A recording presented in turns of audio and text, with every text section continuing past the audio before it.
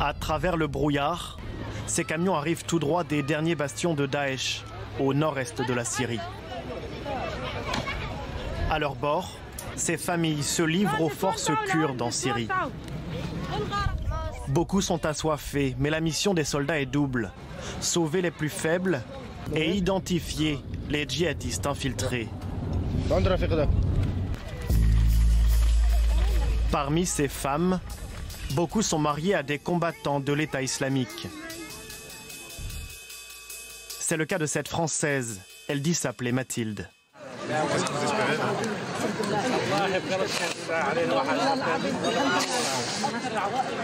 Rentre en France.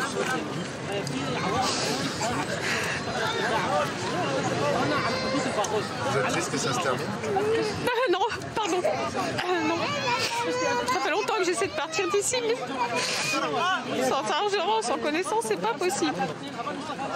D'après elle, des djihadistes français combattent encore dans les rangs de Daesh. Je sais qu'il y en a parce que quand on marche, tout ça, j'entends les Français parler, mais je sais absolument pas. Je sais pas. C'est des gens qui veulent pas aller en prison, donc c'est soit vous partez et vous êtes à peu près sûr de finir en prison, soit vous restez et vous êtes à peu près sûr de mourir. Donc il y en a qui ont fait le choix. Moi, j'ai fait le choix d'aller en prison, il y en a qui ont fait le choix de mourir. Ces derniers jours, les arrestations se sont multipliées dans la zone. Les forces kurdes détiennent aujourd'hui 110 Français, dont une majorité d'enfants. Jusqu'ici, la France souhaitait les faire juger par les autorités locales sur place.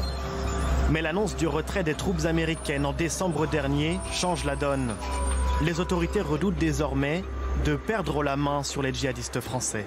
S'il y a des Français sur place et s'ils doivent être expulsés, on sait où ils sont, on sait de qui il s'agit. Et s'ils posaient le pied en France, ils seraient immédiatement arrêtés et ils seront jugés.